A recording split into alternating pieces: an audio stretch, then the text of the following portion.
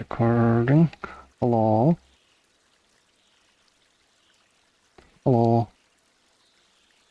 Can you guys hear me? I'm gonna post announcements. Oop.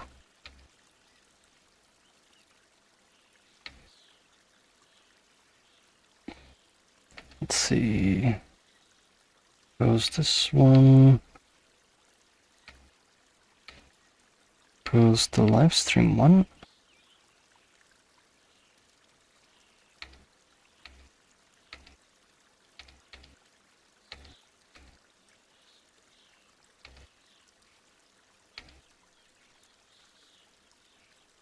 There we go.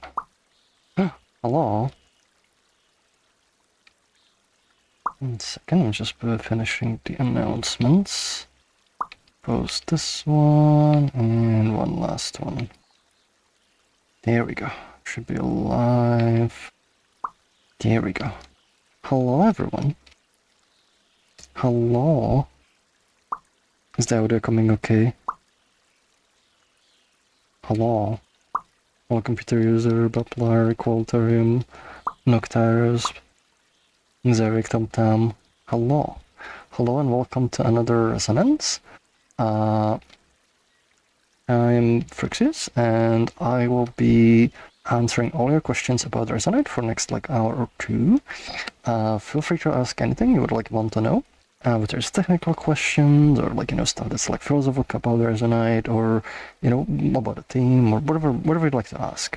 Some of the questions I might redirect you to some other office hours, for example moderation, that happens about an hour and a half before this one. Usually, today there wasn't one, but usually they'll occur at a time.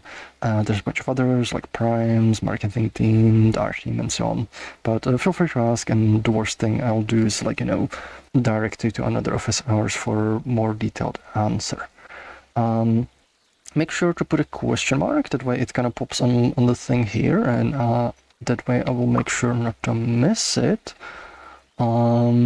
And also, I have a bunch of questions from the Discord, from the advanced channel. So I'm gonna go through those first, and while I'm answering those, let some of the questions pile up. So I think that's everything, and should be able to get started. So let me put the camera into here. There we go. I'm gonna adjust that a little bit. There we go. So let's get started. So first, let's see, I don't think I have this in order, but that should be okay. So first I'm gonna pull out, oops, that's not what I wanted to do. There we go, I'm gonna put up the question here. There, I'm gonna adjust a little bit more, there we go. So the first question is from computer user fake. They're asking, the demo video you made 2 years ago for Photon Dust Point Cloud Render showed the points being large billboard textures. I haven't been able to create some more effect using the point cloud renderer. Is there a way to make points in particle system point cloud render larger than single pixel? Has something changed since that video to make the configuration possible? Or did I misinterpret that video, or simply doesn't use point cloud particle renderer? You probably, so if the point cloud, if you're using the render that generates point mesh, you need to use it with a shader that takes each point and generates a quad for it. I think the only material we actually have for that one is the unlit material. So you need to use that one and make it use the billboard geometry. What it does, it essentially creates it uses a geometry shader to take in each point and generate geometry for each one, on the GPU. So you need to do that one in order to for each point to essentially be larger than pixel. The next question is computer users asking, Could it be possible for objects outside of the view frustum to be updated at slow rate, or would it potentially cause synchronization issues between clients? No, that's actually one of the things, if you heard me talking about the variable rate update system, that's one of the things it would do. It would allow for systems in the Resonite to be updated at different rates. So if something's like, far away, maybe outside of your field of vision, you want to update it at a lower rate. It is a little more complicated than just like, frustum, because like, for example, somebody can be like behind me, but I can still like, say see their shadow or some effects of their system, or maybe there's a camera or mirror. So like you don't want them to like, be super laggy just because they're not directly in your view. You want to kind of consider the other cameras and proximity and other things. But fundamentally, yes, like we want to add like rework the update system and allow systems to update at different rates. Synchronization will not really matter much because like usually the way systems update, especially the heavy ones, it's like ones that are driving stuff. So updating at lower rate should be generally fine. Next question is also for computer user fake. They're asking, could you give a quick rundown on what some of the metrics under WordTab in the debug menu correspond to? A devlog from split ending test describes some of them, but since there have been a couple additions, I don't know what they represent. I remember, like, I swear I already did like a rundown of these before, but I can just do a quick one. Let me take a screenshot of it. Make sure I capture private UI. There we go. So I can capture this. There might be a video on this already, maybe, but let's see. So I'm gonna scale it up just so it's easier to see. So we have a bunch of metrics here. There's the frame rate. That's essentially, whatever the frame rate actually is, like whatever the render ends up like outputting. And they got a row one that's just computed by 1 over delta time, so it's kind of giving it immediate like frame. You also have number of render frames since the last tick. This comes into play when there's decoupling. Normally the render and the engine are coupled, so the engine will make an update and the render will render one frame. If render decouples, it'll actually render multiple frames, so this will be larger than 1. If this is just 1, it means they're coupled. Then we got the engine update time. That's essentially like the entire update time, like with everything, even like waiting on other stuff. It doesn't necessarily mean like the Froox engine is doing all the processing. It's also waiting on the render to kind of like, give it stuff for next frame. You got the render time. The render time, this will only be in VR, because Unity, at least the version we're using, it only reports this for VR rendering. It does not report it in desktop rendering, so this will be like -1. There's the engine frame start wait time. So this is when the engine, like Froox engine, it wants to start computing a new frame, but essentially it needs to wait for the renderer to like finish its stuff and give it data to start a new frame. And essentially how long it has been like waiting for. So this will largely kind of contribute. Like if the render takes a long time to render, this will be probably like a big number. You also get frame start bytes. This is just how many bytes the structure, which is generally mostly all the inputs. How much that takes to serialize. Mostly like this will not matter to you. It's just kind of something I need to add like at some point for debug, and I haven't removed it. Then you got the engine start to submit time. This is probably as close as you can get to actual Froox engine time, how long Froox engine takes to execute. It essentially is like from when engine starts a new frame to when it submits a new frame to the render, at which point the renderer has to like do its job. The engine will actually do some stuff afterwards as well, to kind of like the stuff that like the render doesn't need to wait on. So for example, networking, cleanup and stuff happens after it's already submitted a frame. That way the renderer can be like preparing the frame while the Froox engine is like doing some stuff that like the renderer doesn't really need to know about, and it's not needed to compute the new frame. Then you've got the render start to submit time. This actually is this is kinda this, but from the perspective of the render. So this is the render is like it prepares everything. It sends Froox engine like, okay, frame, like here's the data for the frame. This is the latest inputs. It sends it, that, and then it waits on the Froox engine, like, to give it a frame to render. So the Froox engine is like, updating. It's also doing asset integration. So in the meanwhile, so it can also help kind of parallelize things a bit. Then this frame process to next begin time. This is essentially time on the render side, on Unity side, from when the frame is fully processed in our own code to whatever Unity needs to do to render the frame, to when it actually gets back into our code to, like, do whatever handling. So this kind of is a roughly proxy for some of the render time stuff, and Unity kind of doing things. Then you got asset integration time. That's like how long was actually spent integrating assets. Keep in mind, like, while this is also happening, the Froox engine is actually computing its own update. So, like, this doesn't add together. It kind of runs in part, like, in parallel. There's also, like, we have, like, with the asset integration, we also give particles some extra time for integration, just to kind of make them a bit smoother, so they don't miss update. And then there's, like, a list of how many tasks were updated and how many are still kind of, like, waiting on stuff. Then what you got is frame update handle time. This is specifically on the render side. It's already received all the frame data. This is how long it takes it to, like, process that frame update from Froox engine and integrate it with, like, with, like, Unity systems and whatever like objects moved or changed. Like, this is, how long it takes to process that. Then you got a number of shared memory managers.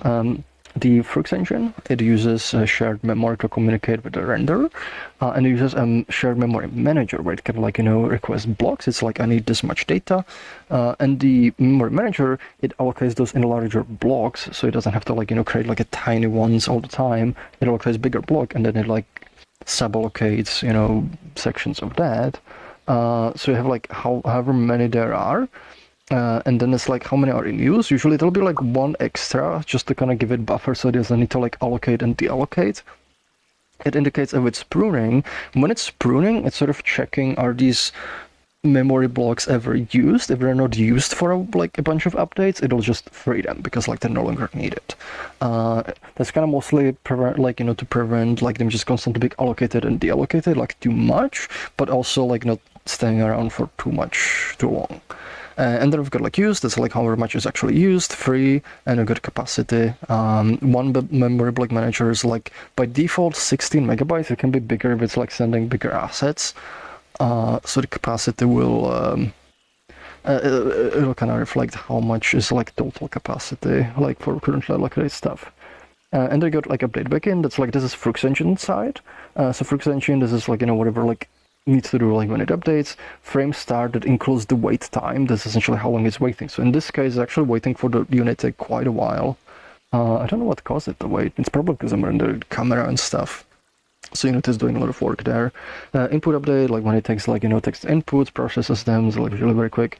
Global coroutines, there's any sort of tasks that might have been scheduled to run globally. Then world update, this is usually going to be the biggest one. This is when the actual worlds, like, all the hierarchy, all the updates on everything happen for all of the worlds that you're currently running.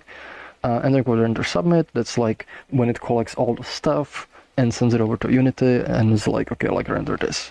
Then you got asset update. That usually doesn't happen, like, super much there, and finish is whatever kind of end tasks that need to happen.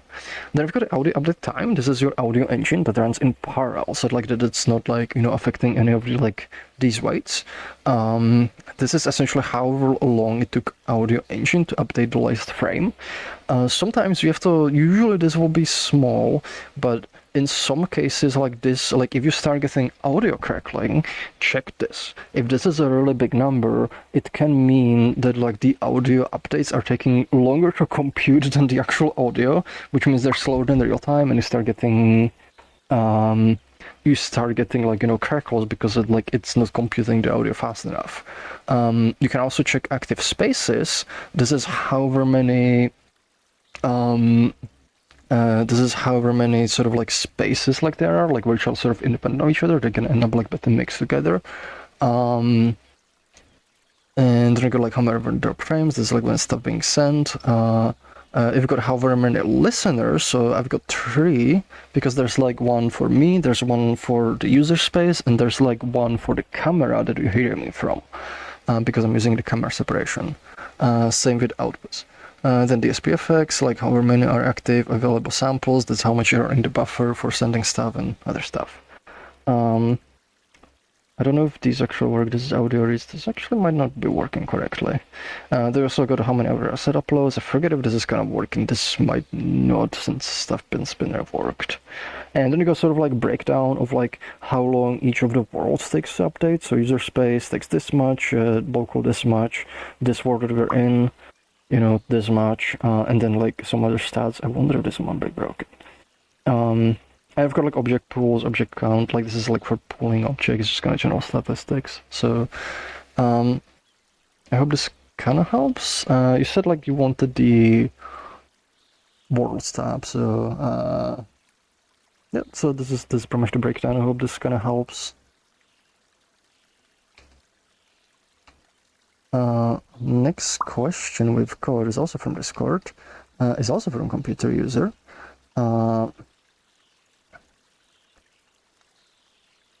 Computer's asking, could it be possible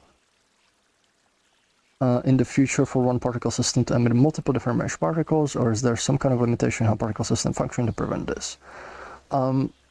Possible, yes. The other question is like, is it practical, or is it like performant? Because like it all kind of depends on the render, and like particle systems, the way they like are really fast is they, you know, they're relatively homogeneous. Like they don't need to do a lot of complex stuff for each, like all the stuff that kind of happens for each particle is like relatively the same.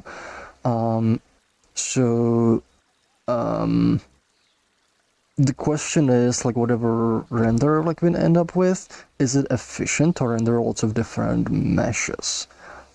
If like is it possible to like, you know, somehow like switch between them? If not, based on like, you know, based on some buffer, if it's kind of very inefficient, then like we might not go that way. Like we might like, you know, be like just use separate ones, but it might also be maybe there's a render that does this, but like, you know, has performance impact. It kind of depends. So without like, or maybe like we'll need to like structure it where actually it is still like multiple renders, it just kind of sort of separates it, but it kind of gets weird with the simulation. So it is a little bit tricky. It kind of depends like how they end up like rendered and whether it like ends up being like fast or not. The next question is from Ozzy. I have some code. Ozzy's asking, when trying to do very precise physics calculations for user velocity, I had a lot of trouble with velocity feeling really smooth and rubber banding during frame drops with regular delta time. Looking to found a strange time step in our character control physics, and using that I was able to correctly do the velocity forces regardless of frame drops. I'm curious though, is the reason why it's done like this? I'm unfamiliar with physics engines, so this could be normal, but working with it has been difficult. I don't know complex in the present real code. So we cannot do a thing with the so the problem with physics engines is like they don't respond well to changing frame rate. If you like, you know, update it and like suddenly update takes longer, if you just feed that into the physics engine, it can like destabilize the simulation, which means like it's just gonna be like, you know, it's not gonna behave well. So we sort of like smooth it out, but the problem is it is like this kind of rubber banding.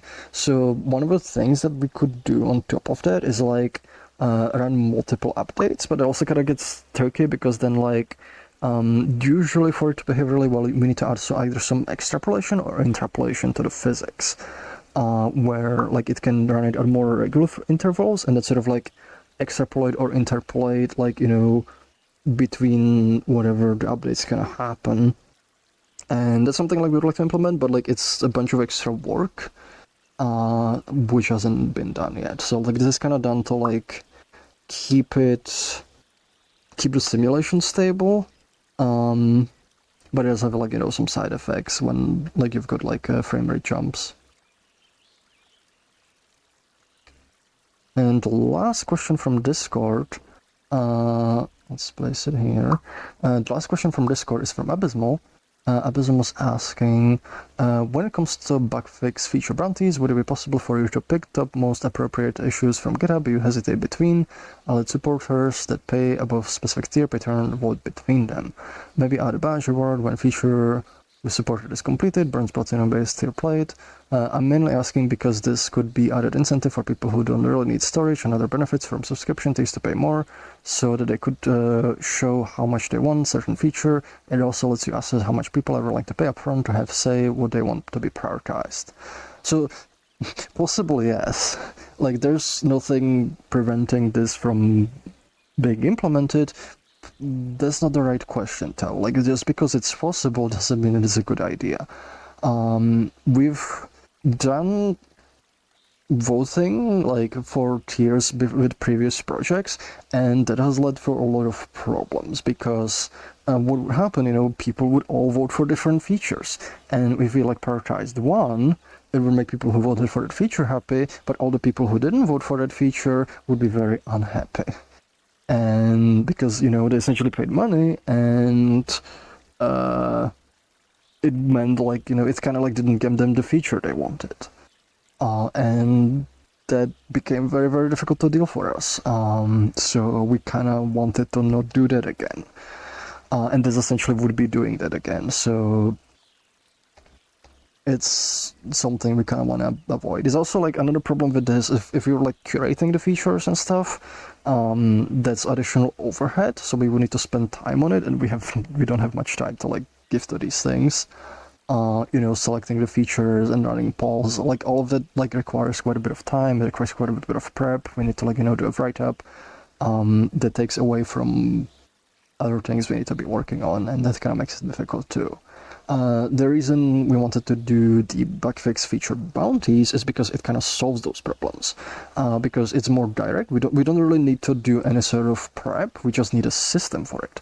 Once we have a system for it, it's up to people to pledge towards the features they want. But unless we actually prioritize it, they don't get charged anything. So it avoids the issue of I paid for something and I got nothing for it.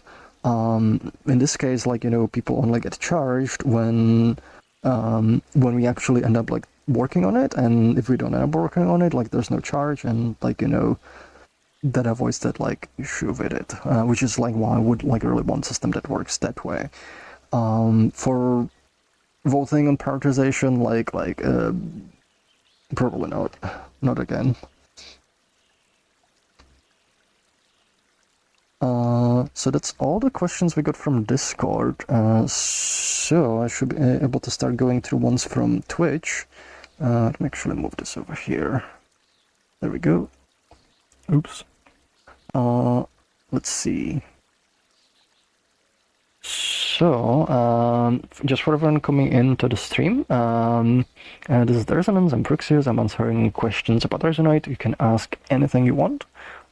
It can be technical questions, it can be philosophical, it can be about personal or favorite worlds, or whatever you kind of want to ask. Feel free to ask. Worst case, I'll for some of the questions might direct you to some other office hours, say for example, moderation or our team stuff and other things. But feel free to ask. Make sure to put a question mark in your message. That way, it kind of ends up being pinned on this thing. So let me actually show you. And it gets pinned on this, so that way I don't miss it. With that, I should be able to start going through those questions. So the first one I got is from Jack the Fox Otter, and Jack is asking, what world is that? This world, let me actually pull it up, is called the Banquet by the Lake and Lush Trees by... Oh, that's the session art, hold on. Banquet by the Lake and Lush Trees by Chroma. Let me show it on camera, just so you can kind of see it. There we go. It's a very cool world. It's based on a painting. It's based on this painting. Actually, hold on, I pulled it out from the thing. Ooh. It's based on this painting by Hans Josef Wilhelm Becker. Was very cool painting. And Chroma turned it into like this kind of cool world just by painting it in VR. Next question is from HackerYes. They're asking, how was the Linux 69 event? It was nice.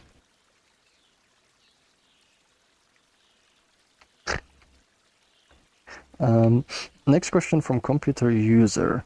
Related to my Discord question about point cloud and billboard, is the unlike billboard thing you mentioned for the point cloud particles able to handle translucency, or that setup only work if material is completely solid in alpha blending? No, the alpha material, like unlit material supports like alpha blending, like it has a mode, so it should work.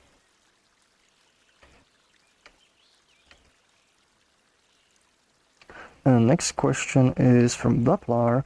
Would it be open to bridge your personal Blue Sky account to Fediverse to allow beans over there to see and share your post? It can be done very easily with a service called Bridgefed. Yeah, I could do that. I need to know how to do it. Bridgefed. I'll have to check it out. Hopefully I won't forget.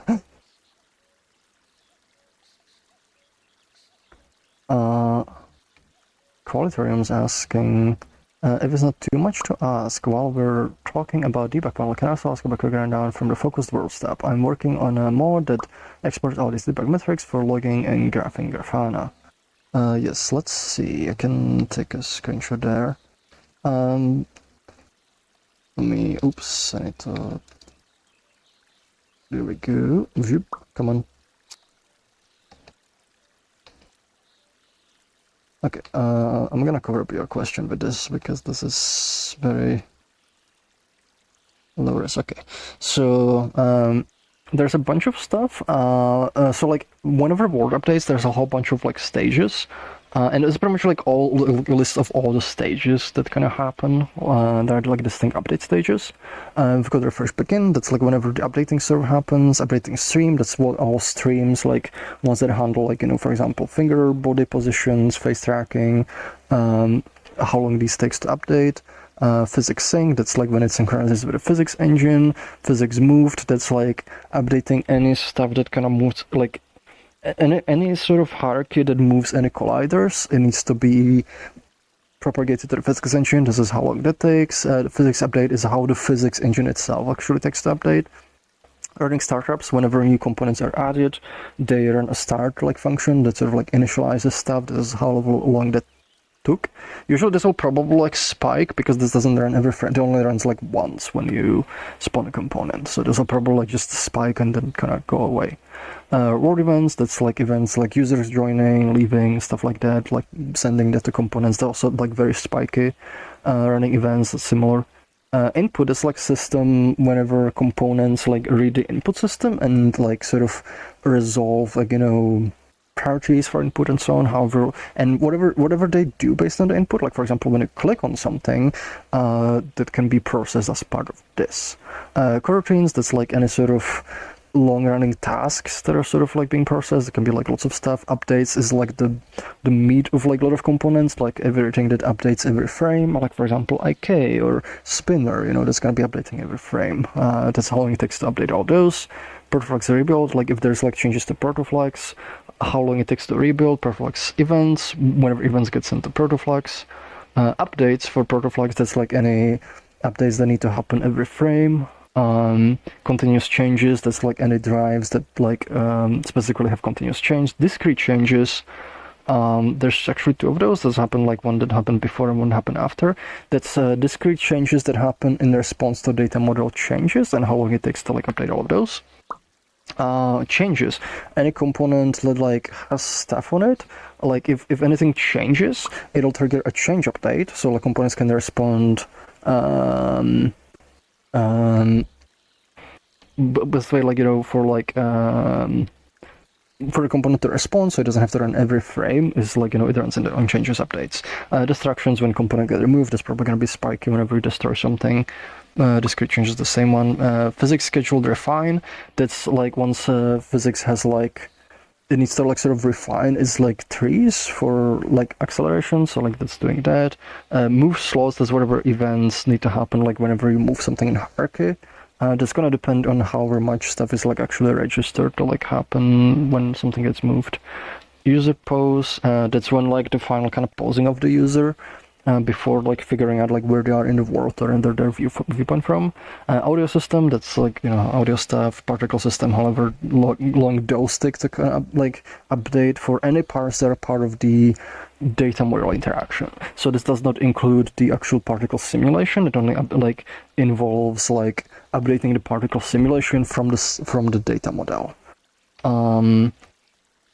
Materials update, like specifically like when it's like handling material update, like any materials that change, and it needs to kind of collect those changes, you know, generate the render update, and then the render update is kind of like collecting all the stuff that changed in the world into like a render update that can be sent to the render.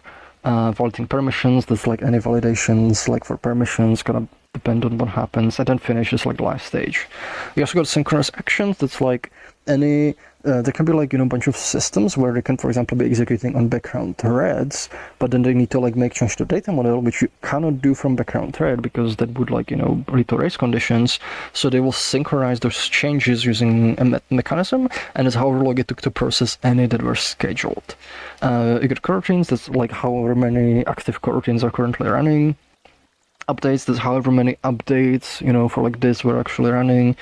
Changes, however many changes were like executed for this one. Move slots, that's how many slots got moved, that like it needs to update. Collider updates, you know, same like how many colliders to be updated.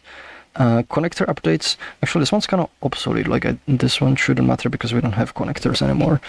Synchronous action, that's, you know, for this thing, that's however many there were. Then you've got total slots, that's however many slots are in the world. And then you've got audio update time, that's whatever any update, like any components that like listen to audio system updates, so like however long that took. Stream buffer endurance, that's like when actually I forget some of these. I forget the audio update time, if it's the actual audio system or because that would be part of the audio system. This might be just the synchronous data model changes. I actually not 100% remembering this one. The endurance, that's like when I forget this one too. And we've got rebuild node groups, that's like for proto flags whenever it needs to rebuild. Last update drives, that's like you know, how many nodes were changed, how many nodes events, essentially just like how many of these were happening. So hopefully that helps to. Some of these like I might kind of forget a little bit, so I hope like didn't put any misinformation.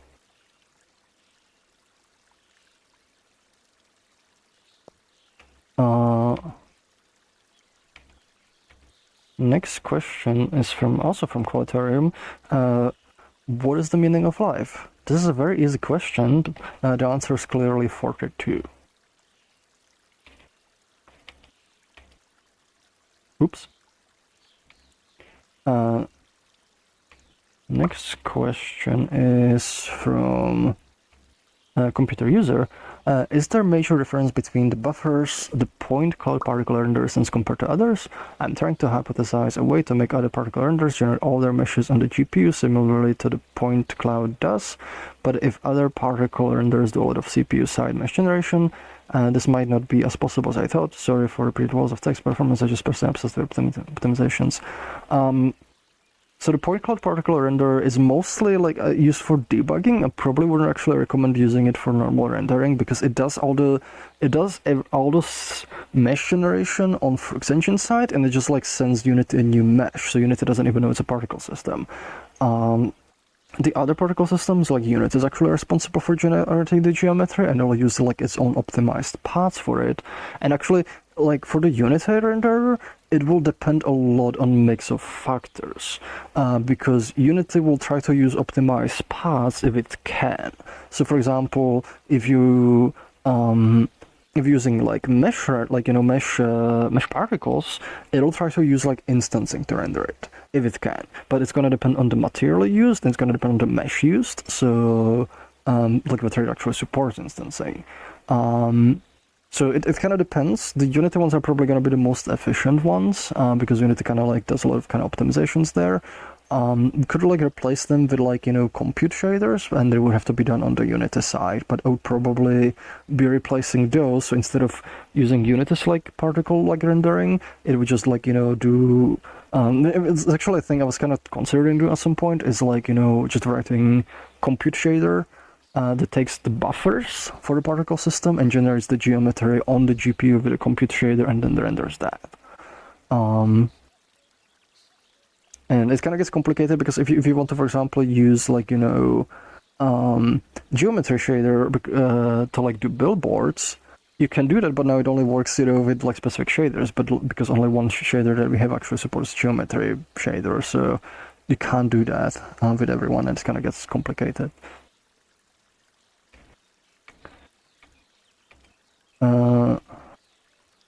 Next question is from Multiply. I have too many real-time lights in my world. What's the best way about making them more performant? Do I simply need to drive their active status based on the local user distance? So the easiest way is to have less. If you need to like more, make the radius smaller because it depends on a lot of factors, but like if you generally use opaque PBR shaders, that's going to use the deferred path. For deferred path, what matters for performance is mostly how much screen coverage the light actually has. So we can have lots of lights if they're tiny and have like smaller range of influence, but if they're big and cover a lot of the screen, like, you know, their range is big, that's going to be a little more expensive because essentially like it only costs however many pixels the light covers on the screen. And big lights will cover a lot of pixels, so we have like a lot of big lights, that's a lot of pixels to update. Versus if they're small, they're gonna you know, take like pixels and it's gonna be more efficient. If we have lots of like non-PBR materials, so like for example tune materials, or if we have like what's it called?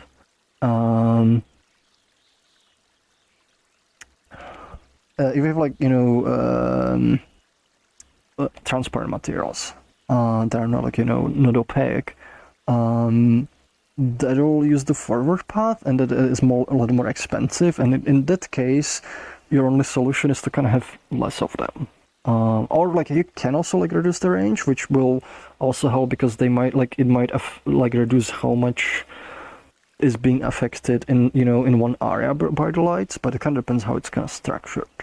You could try driving the active status based on the distance, but you have to be careful. If you have like lots of them, like really lots of them, there might be a lot of distance checks, which might actually end up being more expensive than like, you know, the lights, and or just shrinking their range of influence. But generally I would just recommend shrink their range of influence, maybe make them more like brighter to compensate. That's gonna help. And if you can, like reduce how many you have. It just depends, you know, how dense the lights are.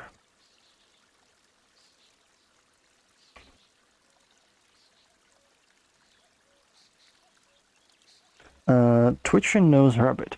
I asked this 1 or 2 years. Have you done any work on implementing a system where we can write text program code on a notebook or journal we hold in avatar's hands instead of creating code visually?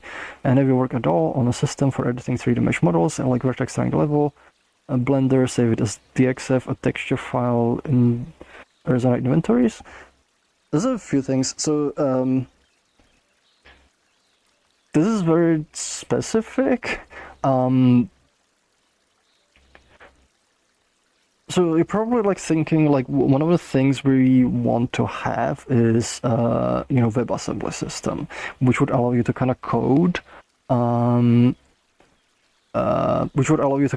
like, you know, like essentially any programming languages. That is not implemented. It's something that's planned.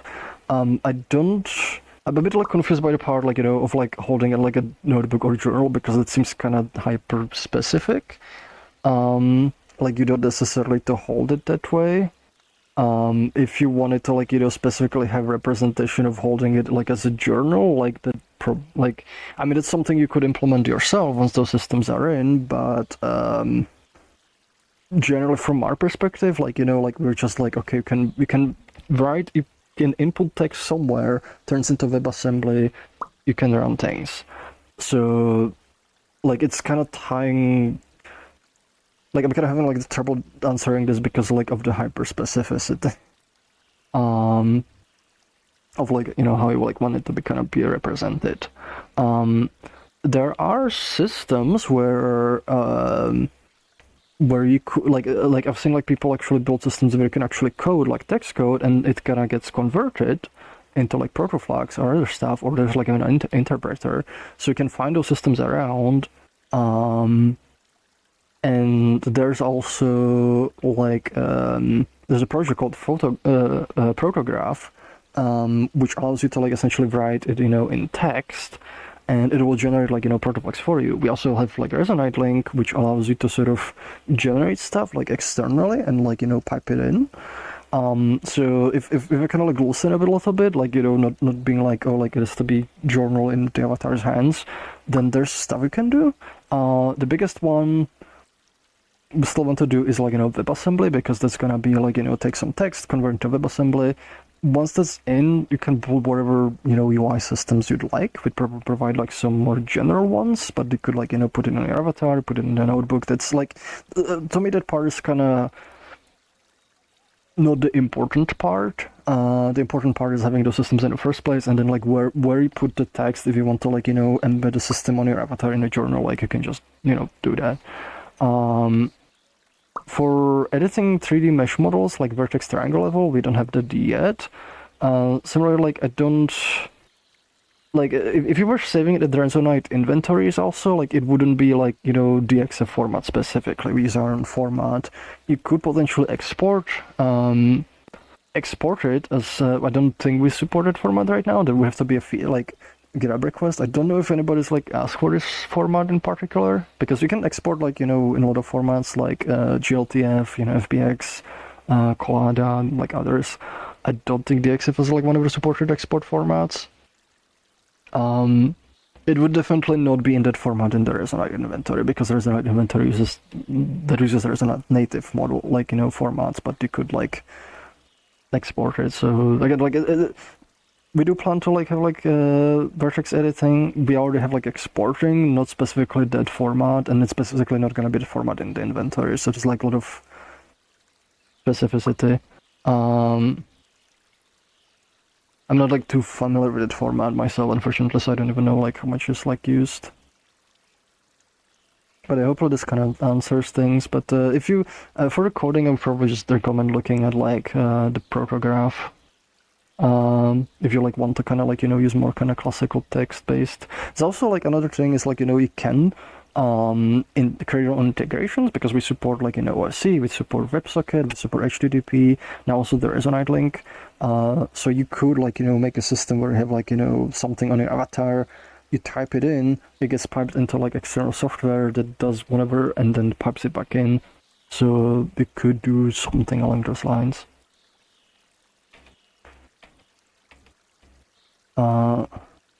Next question is from BD underscore. Negative cares, what was a connector?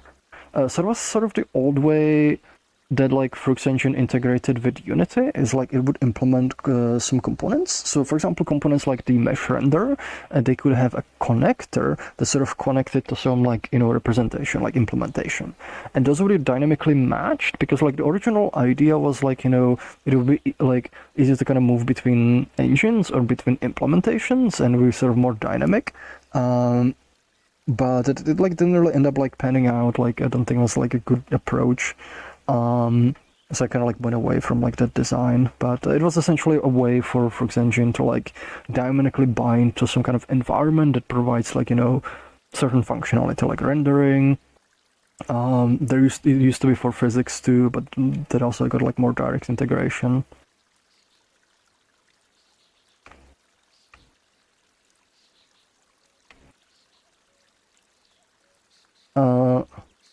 Green is asking, assuming the work on IK goes well, is there a plan idea for how Flex collections might work?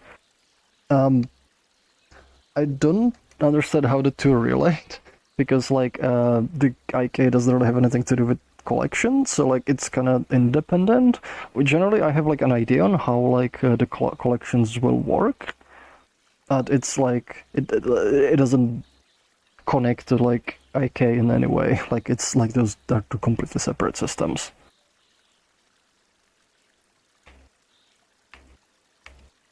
A good message from Cutie. Glitch4 is asking Spoob.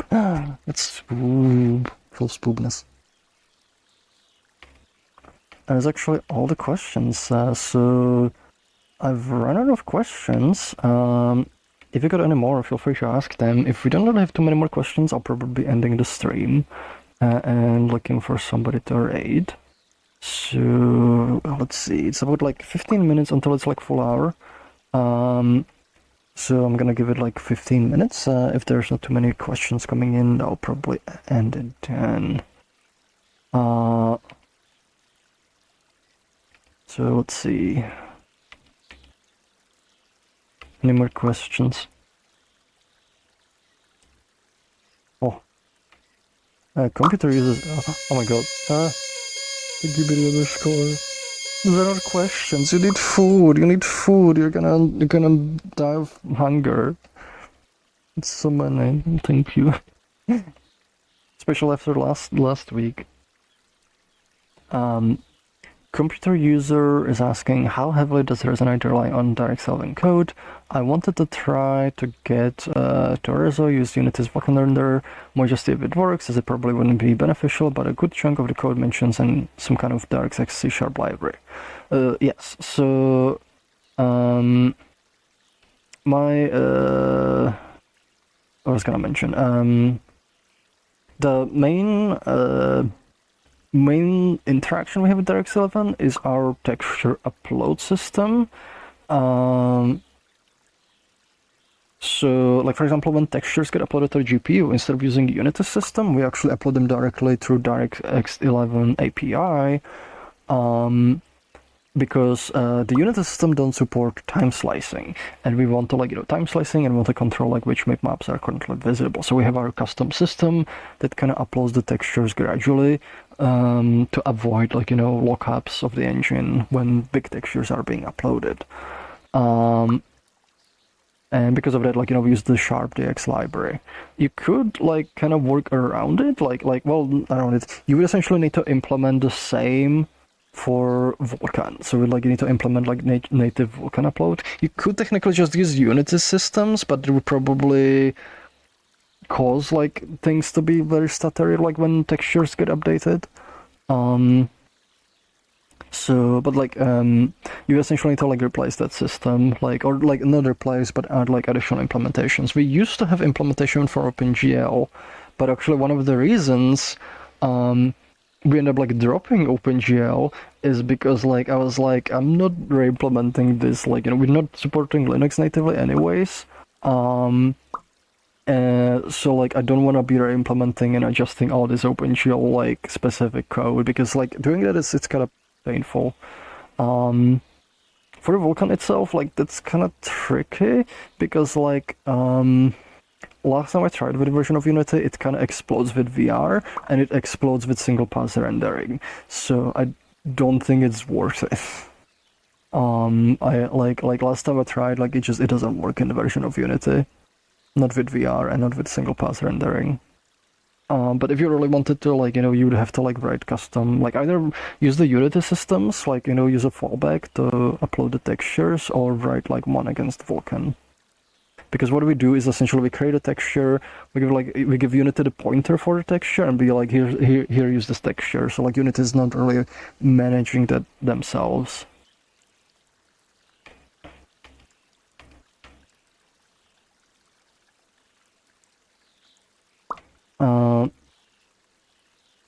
Buplar is asking, any advice against overheating, prepping for the next European heatwave, which will undoubtedly hit within the next month? I mean, you ask me, my AC is a fan that I stuck in my window that's blowing the air in. And and I'm there's some articles where you're you should make it blow the air out because that pulls the air in. I tried that, but it kind of feels worse, so I just kind of have it blowing air in. But that's kind of drink a lot of liquids. So liquids are important, because that's sweat is how we cool down. So if we have lots of liquids, we can cool down.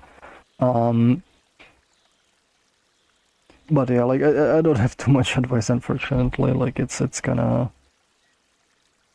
You could go in a forest or something. Like the trees are supposed to like cool things down, but if you go outside, also wear sunscreen and stuff. And then Tom's move to Pluto. Yeah, Pluto is. It's pretty cold there, but also dark. Okay, that's all the questions for now. We still got like 10 minutes until like the full hour, so if you got any more, feel free to ask. But I think at this rate, I'll probably be closing the stream in 10 minutes. Venom says, can try dual fan setup with an exchange. I don't have that. All I have is one fan. Yeah, latency on Pluto is horrible. We need better Pluto internet. BD underscore is asking, did that Blood on Clock Tower War ever get published, or is it... Ooh, just moved. Did that Blood on Clock Tower War ever get published, or is it still a closed community thing? It's not closed, it's actually an open beta. There's a website, let me actually pull it in, where you can sign up and you can see upcoming games. Because it used to be you had to be invited, it was like a closed beta thing, but now it's an open beta. And they have a really cool website.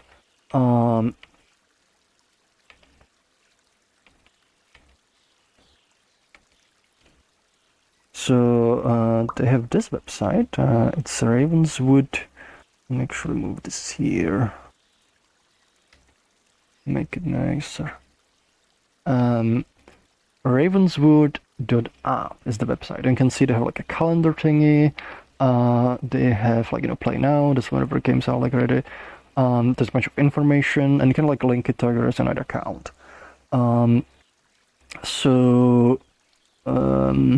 If you want to play, like, this is probably like the best way, like, look for upcoming games and then like sign up for them.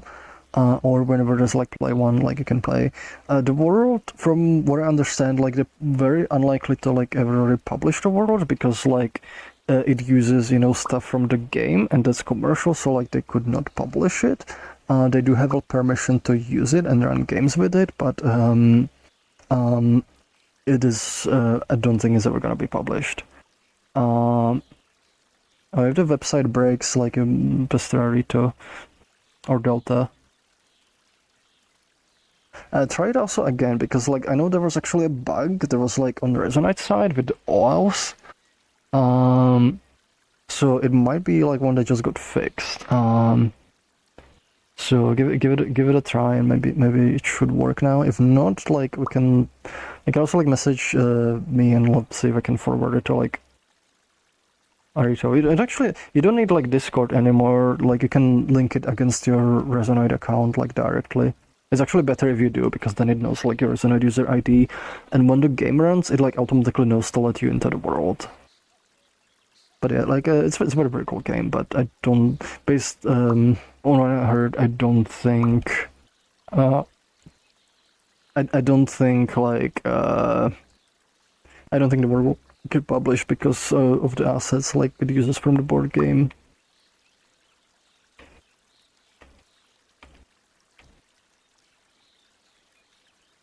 Next questions from computer user. Aside from OpenGL and vocal weirdness you already mentioned, are there any other big problems stopping Linux native render? It would probably run worse than our current setup using Proton, but lack of native support is probably why I can't get Resonite attached native Linux editor for debugging, which is forcing to do a lot of my debugging on my choppy Windows laptop. There were like, from what I remember, there were like just a bunch of like issues, like Blue was kind of behaving weirdly, and like some rendering issues. So there's probably like a bunch of like other problems. A lot of them I don't really remember. I just remember a bunch of stuff kind of being weird. It's kind of like it's something like we have to kind of be reinvestigated. Nitra is asking, are you interested in doing more educational experiences like you've done in the past? I mean, I would love to do more. I kind of have like some that I've been kind of like hoping to work on, but like it's just stuff keeps getting in the way. And there's like stuff I really want to get out, and I don't have time. It's kind of hard.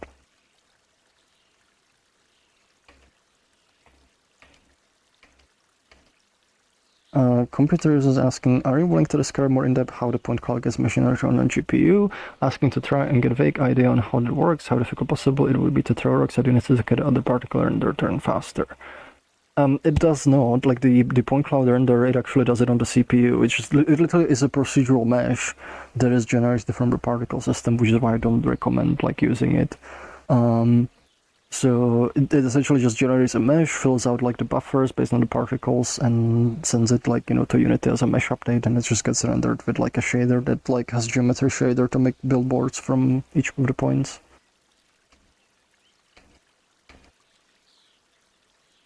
Still got like 4 minutes left, so there were a few more questions I can ask.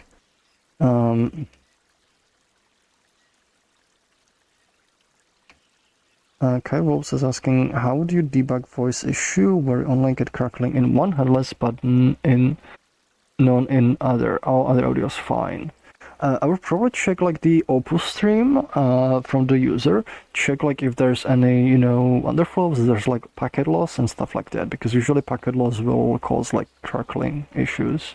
You can also mess with the parameters, increase like the buffer size and stuff, and see like if any of it helps. But if there's packet loss, that's generally gonna be like causing issues. Okay, I'm also gonna start prepping if there's anyone to raid. So let's see, if anybody's streaming or Resonite, this is a really good time to do it because you'll get raided. Let's see, we only got Creator Jam. So I'll probably send you over to Medra in a few minutes. Let's see.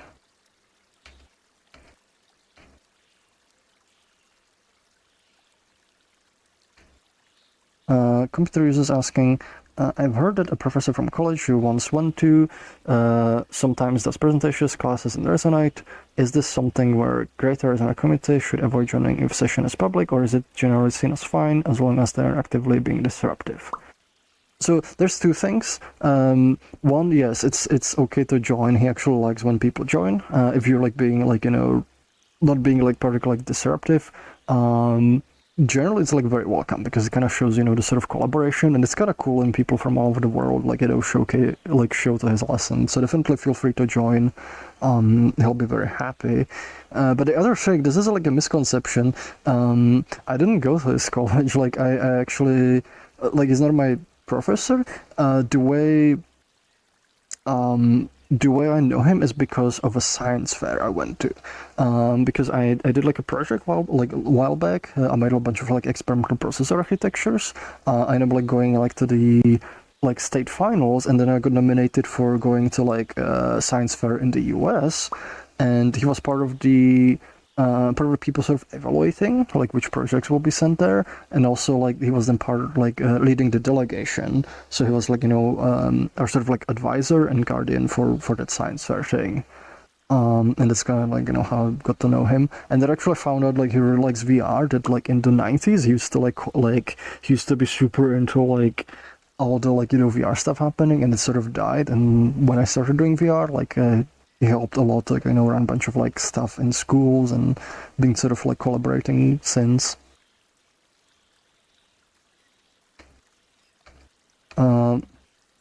Kinetic is asking, do you think it would be possible to hard reload plugins in development rather than having to restart Resonite every little change?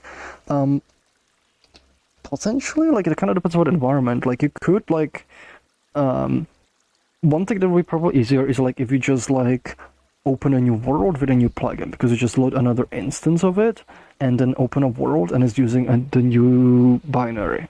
If you want to hot reload the plugin while the world is actively running, that's a lot harder because like you might make data model changes, and you cannot really make data model like compatibility changes for a running world that will just gonna explode. Yeah, but like if it just gets loaded as a new version, you start a new world with it, like that might work.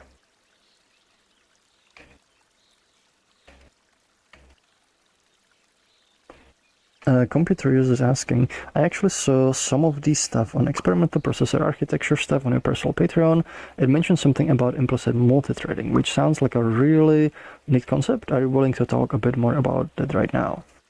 I could a little bit. Yeah, essentially, so that one was architecture I called 2D WPU. What it did is like instead of like the classical flow where the instructions sort of like flow linearly, and like kind of like jumps and so on, the instructions actually formed a tree, and like they were like these two-dimensional blocks where instructions could query other instructions around them. And what it would do is like if you had multiple cores, whenever instruction would query multiple instructions, for example, addition operation could query surrounding instructions in 2D grid for for their values. What it would do is and that could like further like branch out. The architecture would it would essentially, if it had 3 cores, it would run those in parallel. So it would automatically spread the workload over like multiple cores, and then like it's gonna like combine back together. And I even had like this demo where I actually made like a hardware version of it using FPGAs, and I had like a version that had like I think like 11 cores or something that I managed to fit on the die, and I mapped the cores onto like physical switches on the board. Where I could like block the signals to them to like take the new jobs, and I had like a little simple simulation running, and the simulation like they were just kind of like these sort of like pixels that were representing organisms that were like looking for food and so on, and I was just updating a whole bunch of them. And what I would do is like I would like run it with all 11 cores, and then I could like turn the cores off, and it would like the simulation will actually slow down, and turn the cores back on, and it will like speed up. Because it was sort of like implicitly spreading the work to multiple cores, and I ran also like a bunch of tests like and other stuff. It was like the whole idea of it was like to fundamentally sort of try something different with like processor architectures, like change how they kind of work at base level, because like every processor, no matter the architecture, they kind of work the same, where it's like linear series of instructions, and you've got like some jumps, and like pretty much like every architecture really kind of falls into that like that sort of like design pattern. And I was like, what if it was working in a very different way? What sort of advantages and what sort of disadvantages would that like bring? And a bunch of other architectures where I was like sort of looking into just widely different designs and trying different things and seeing how it sort of behaves. I made like a few more of them. The 2D WPU like was probably the most interesting one. There was like interest I could even like I have like some old like I think actually I published the code for it as well. So, but it was probably the most like interesting one.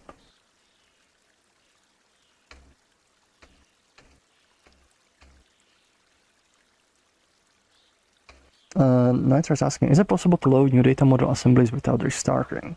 So Resonite doesn't support it natively. It's something maybe it could be added. I would have to kind of look into it because there might be some of the things, but like the changes we kind of for the type system, it should support. Like it does support sort of like assemblies being more dynamic, so like they're not all fixed, and when you create a new session you sort of tell it like which assemblies to use for it. So potentially yes, there might be some shared things that might like for the assembly register that we might like need to like wrap around to make sure like they can be modified after loading, but like right now like not natively, but like it's something that possibly could be added.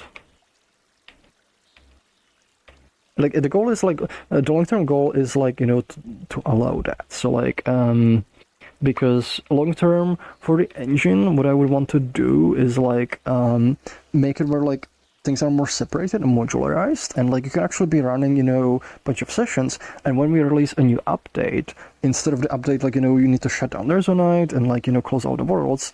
What happens is like whenever you open a new session, that session will pull the latest, you know, assemblies. And that's how you get the update. Like you literally just start a new world, because some of the stuff, like, you know, the core engine and the, you know, render, that doesn't change that often. If there's like, you know, just changes to the data model stuff, you know, like any of the components, we might release an update that doesn't require a new core engine changes, and you can literally just open a new world and have the updated behaviors. And you can even still have worlds open where you're in the worlds with the old ones. So like, you know, we can just switch between worlds, and like some of the worlds are using the new version, so when I'm using the old ones, there's no need to like, you know, completely shut everything down. And also like if you're running the new assemblies, you can still join worlds with old ones without also even having to exit the Resonite.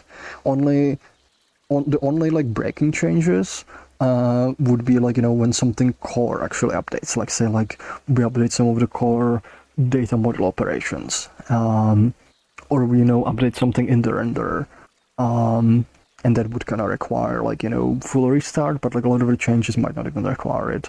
So once that kind of comes, like we'll definitely work on making sure this is possible, but it kind of requires like a fair bit more work.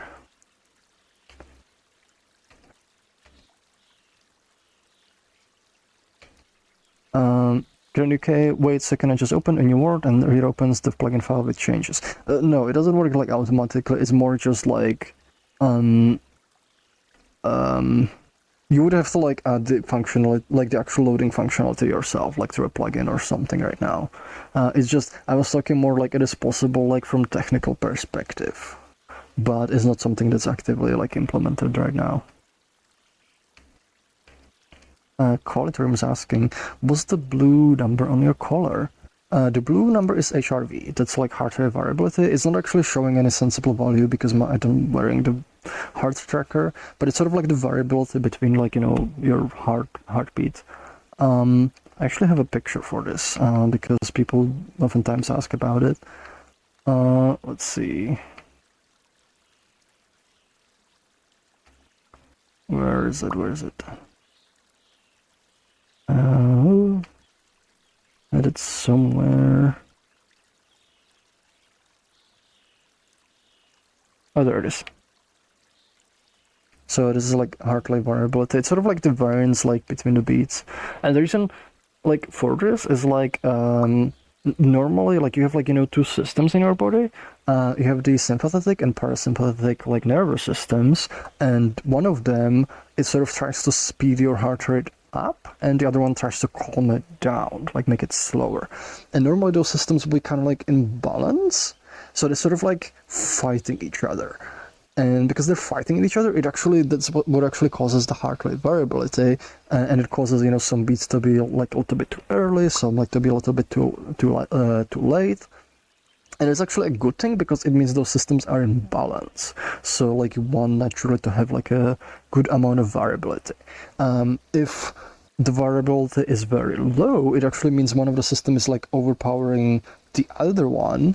And that can be like indicative. For example, like, you know, when you're stressed, it can indicate, you know, you're stressed because like one of your systems is like raising your heart rate up, and it's like, you know, overpowering your system that's trying to calm it down.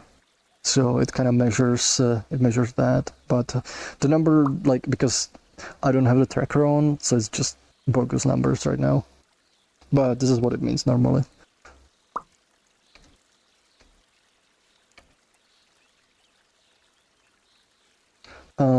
Computer users asking, that sounds awesome, and the reason was experimental thing. I might just be assuring too much because I'm excited to learn more about things. That's cool, but design sounds revolutionary to me considering how multi-threading typically seen and something that can be difficult to implement. Yes. It was like an interesting concept. Like there were kind of issues with it as well.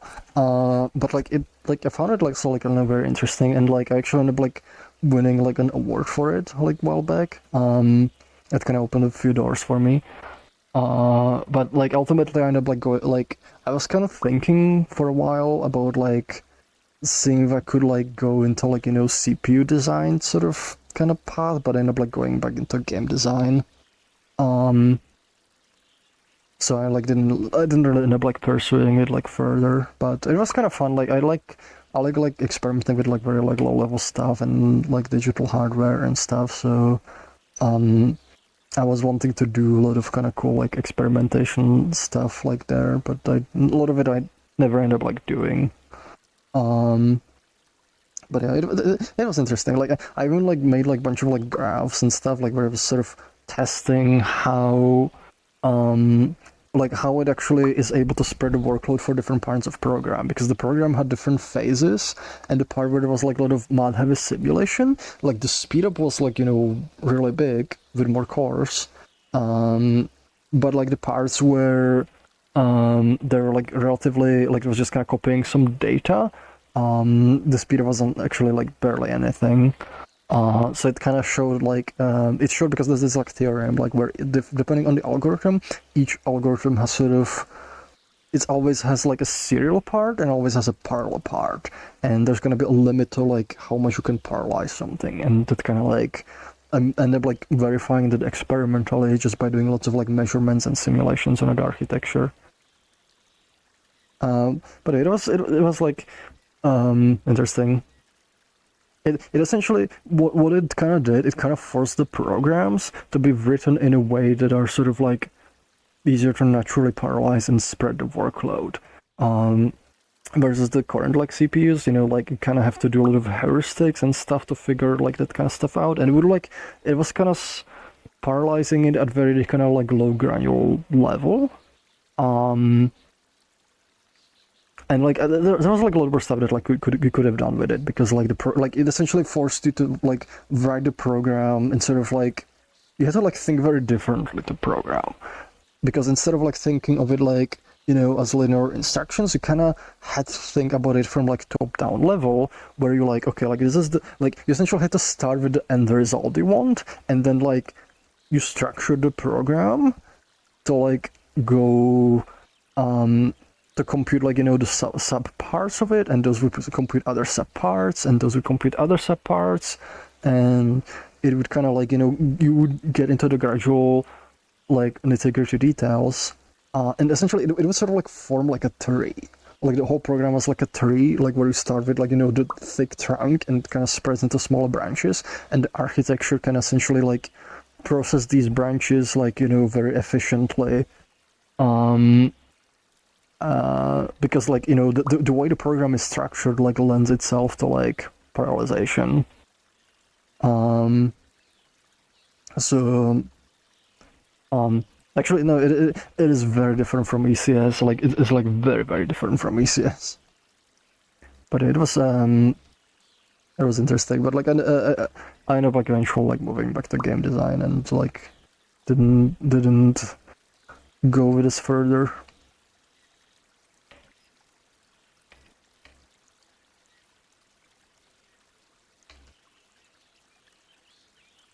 Netter's asking, I remember you did a video years ago where you showed a plugin that gave you electronic cables and you could plug them and make circuits with logic voltage. Is this something you would bring to Resonite officially? I would love to, but time. It's one of those cool things where it's like, you know, like, it's very purpose specific. Like, it would be kind of cool to just, you know, automate, like, make it where you can, like, you know, run circuit simulations. But I don't think I'll have time for that one, because like I would kind of need to rework, like essentially like what is like kind of recreate it from scratch.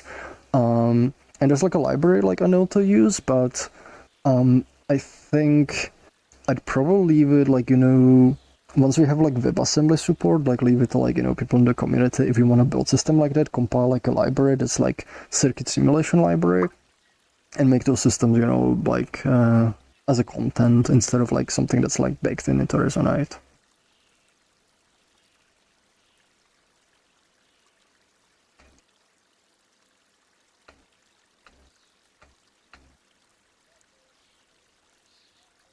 Qualicrum is asking, very cool, wanted to work on something similar with friends, glucose monitor. Which API was yours using? I don't remember actually. It's whatever. It's something like some API that a lot of the heart rate trackers use. I don't remember which one it was, unfortunately. Okay, so we got a bunch more questions. I kind of went through them, but now I'm all out. Now I'm out of questions again, so I might like end the stream. But if you got a few more questions, I can like I can make it a little bit longer. I'm actually gonna check if there's more channels to raid now. If anybody started. Oh, it loaded one for a sec, and now there's none. Fish. Grank is asking fish. Fish, you know what that means? No, I don't breaking brain. Qualtrum is asking Schnoppet. I have to think of a Schnoppet. Brain fog is Schnoppet. That makes it really hard to like focus on things. And makes it really hard to go away. It's kind of like I've been kind of focusing on some more on the fun projects and stuff, like because it's been hard to focus on stuff.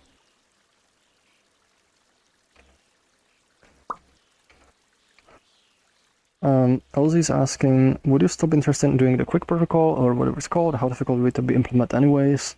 Yes. I don't think it's like difficult, it just needs time, bit of time. The biggest part would be doing the nut punch through. We'd probably want to use like the existing systems for it, but it also would mean like doing some curse things with like LNL and kind of then switching to quick, so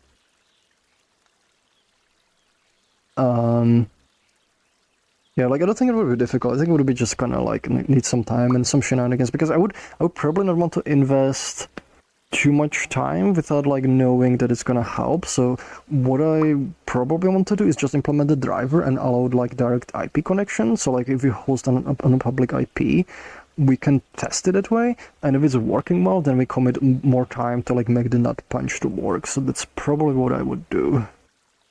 It might even take like just like a day maybe to implement, because the modern like .NET it does support Quick natively, and that kind of helps.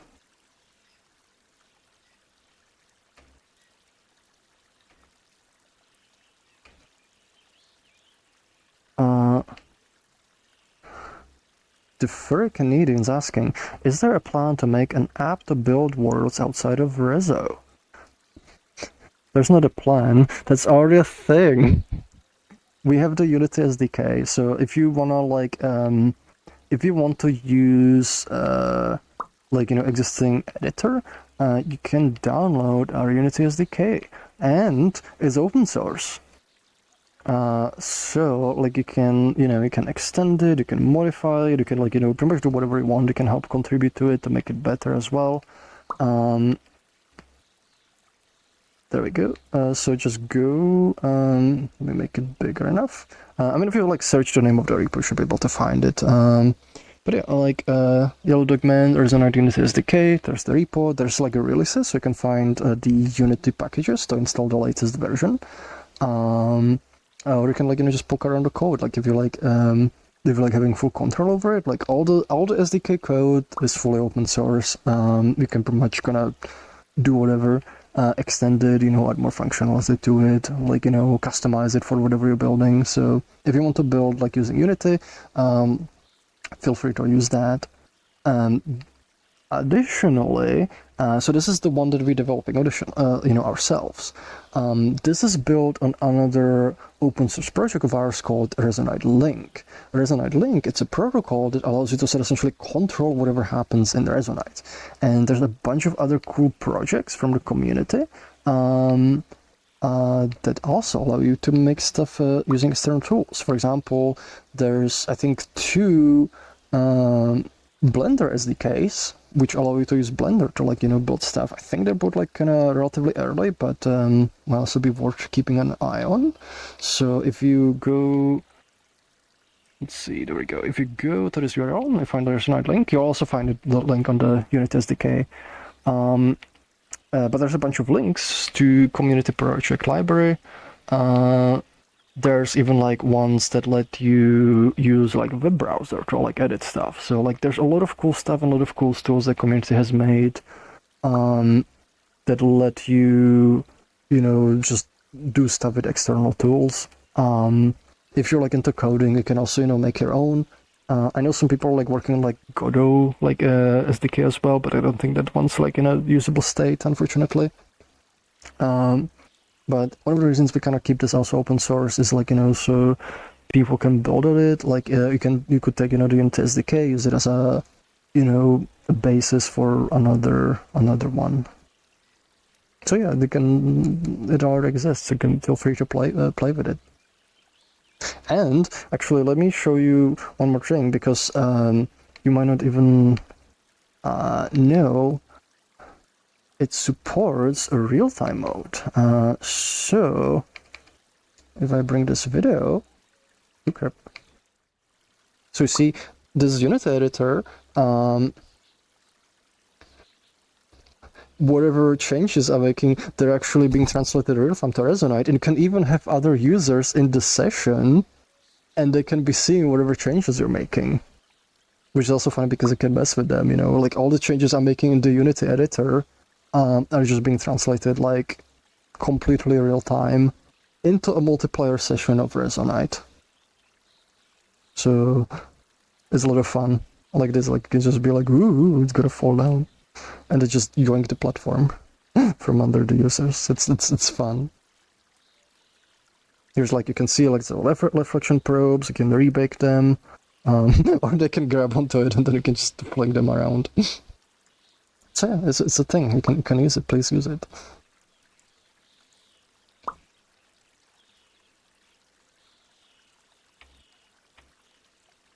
And please make more too. Yeah. Script is asking, still pretty new to developing stuff in there, so any ideas how to start actually working mechanics like modular system with cogs and pulleys? That's a good question.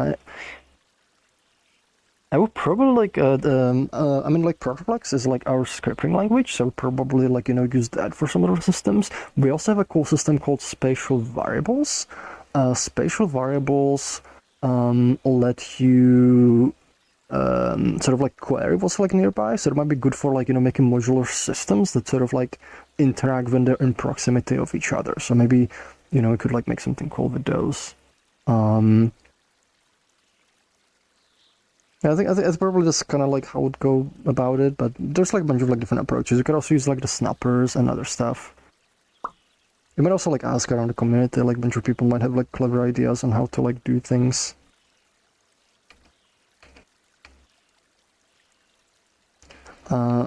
Quality Room is asking, are there any plans to implement end-to-end encryption for any parts of Resonite? It depends what you mean, because like there's like parts that like use like encryption, like any like API stuff that's like encrypted. It's like TLS. I don't know if you'd consider it like end-to-end. If you mean, for example, like sending messages, say like you send a message to another user and it's like encrypted end to end. We don't have like super concrete plans, but it's like something we could potentially like push into. It carries like interesting problems, because like if you, for example, like when you send messages, to users, and you don't want like, even our cloud to like know about them, like essentially like it would need to be something like you're not gonna have a message history for it, maybe like just only local one. There is something that could be implemented, but I'll probably recommend like making GitHub issues for those, like see like how much interest is in there for that. Like it's not something like particularly like pursued, because like we're not like messaging is not our like primary thing, so like it's just sort of like more addition to the social platform aspects. But if we wanted to like expand it and like add more kind of like modes like that, where you can like start a private chat and like maybe it doesn't even like go through our cloud at all, it just kind of uses the direct connection between you and the other user, that might be kind of interesting avenue for going into more like privacy and security kind of approach.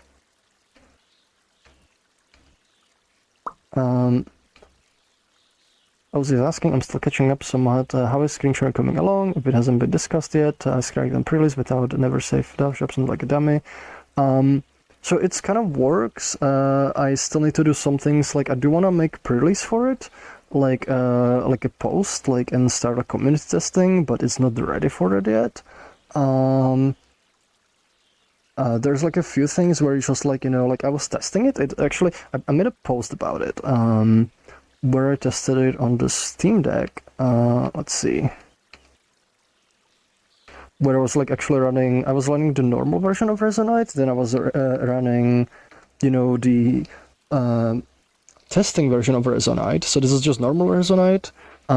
This is the another instance of Resonite running. This is like the one with screen sharing, and this is the screen sharing on Steam Deck. And on this one, I'm sharing this screen into this world, and it's like, on the Steam Deck. So it worked, but then it exploded, and I don't know why it exploded, and I need to figure out why.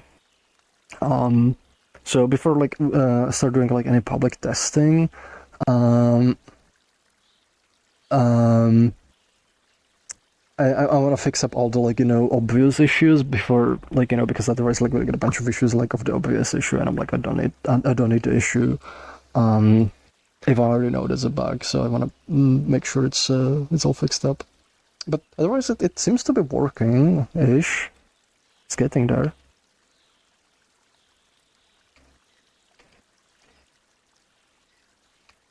Computer's asking, I've heard that mesh particles are supposed to be instanced, but when looking, render shows one big mesh containing all particles. Is this instead in some way and simply not knowledgeable, or is there something weird going on making instancing in particles not work on my computer for some reason?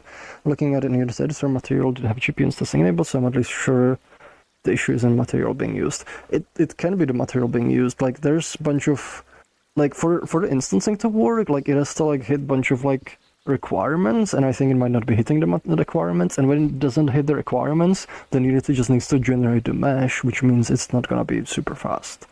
But yeah, I don't know the specific example, I just know there's a lot of kind of things it has to hit for the instancing to work. The material needs to support it, but also it needs to support it for specifically the properties. So if for example there's say vertex colors, I don't think our material support instancing for vertex colors. So if the meshes are colored, it cannot render that using instancing, because that's not what the shader supports. Even if the shader supports instancing, it might support instancing if assuming some parameters are the same. And if the particle system is configured that they're not the same, then it cannot use the instancing, because instancing doesn't support the varying parameters.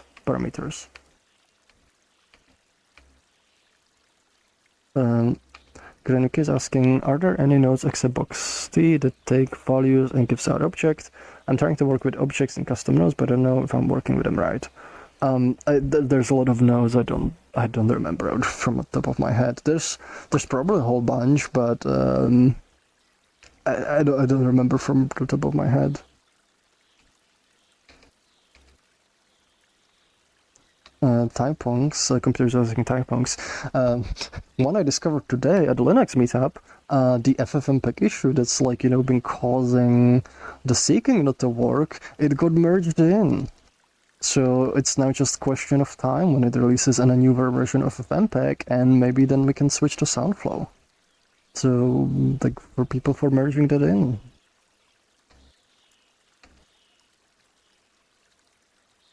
Peter underscore is asking, does screen share relate to the host, and can the host limit this to control bandwidth usage?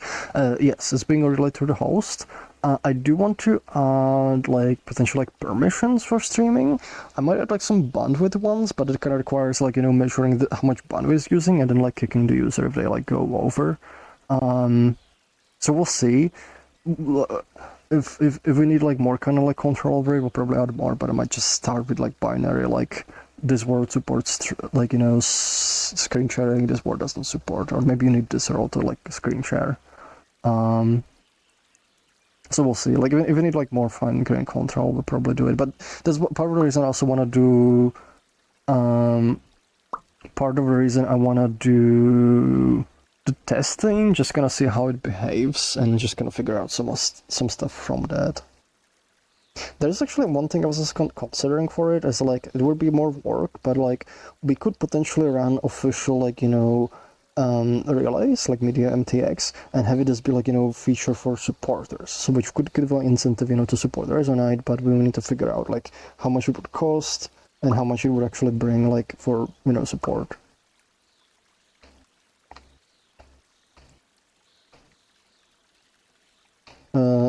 Ozzy's asking, how familiar are you with rotation math overall, and how did you learn it? I know some, but higher level concepts just confuse the hell out of me. I can't imagine work hard with RK, in particular with rotation math. I don't know like how to like quantify it. I mean, I've worked with it a whole bunch, like with quaternions and with matrices. So I know like a bunch. I don't remember all of it. Like it's just a lot of experience, like, you know, how I learned it. But so some of the stuff like there was like useful stuff from like 3 blue 1 brown video that like had some cool visualizations, especially for like rotation matrices, where you can essentially think of rotation matrices as like it's like the basis vectors of like what happens to the coordinate space. So it kind of helps a lot like in thinking. The actually funny thing with the IK math, a lot of the parts like you don't need like rotation math, like you need it for the actual bond rotations, but IK itself, it's technically not using rotation math because that's the whole point of fabric, is like it's just points in space. But you do need to figure out rotations afterwards, and if you have constraints, that also like has a thing. Multiply is asking, is the RTMP screen sharing option able to receive video from any streamer, like an OBS on my MacBook, send Resonite on my Fedora laptop? It should. It essentially just hosts it like, you know, on localhost, but if you have like a local network, you should be able to stream from another machine. I haven't tested it, but I don't see like why this would be a, like, it would not work. Yeah, essentially what it does in the background, it just creates like media MTX like instance and opens like a path that you can stream to and configures everything, so it should just work. If it works, like if you just run like, you know, media MTX yourself and you can do it, like then it'll work.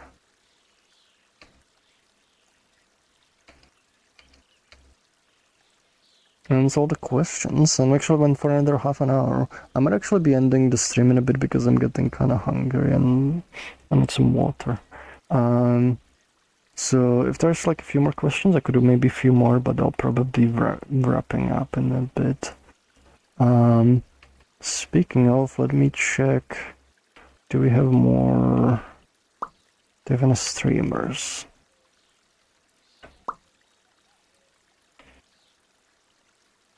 Where's the thing?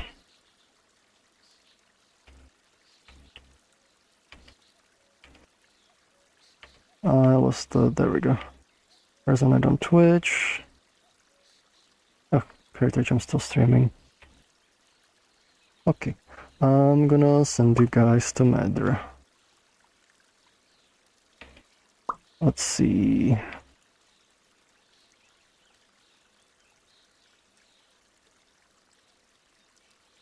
We got one more question. Qualiform is asking, do you have any thoughts on adding more mathematical operations for spherical harmonic data types so we can use them for other scientific things they get used for? Multiplications or rotations, prompt operations like that. Depends how much math we would have to implement. Like if it's like very niche and it would require a lot of implementation on our end, like maybe we would not prioritize it as much. But like there's actually some things, because actually there's like one thing that like I can probably just reveal. Kind of working on open sourcing more parts of Resonite, and one of the parts I want to open source is Elements Core, which contains a lot of the basic data types. So if we maybe get like contributions that actually implement a lot of operations, then exposing them is like much simpler.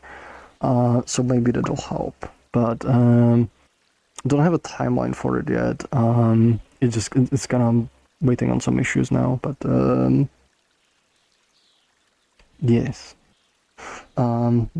If you help like implement some things, then like it might make it easier.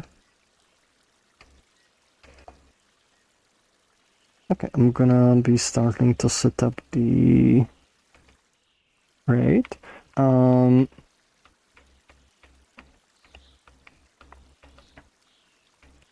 So thank you everyone for joining. Thank you for like all the questions and everyone like, you know, for supporting Resonite.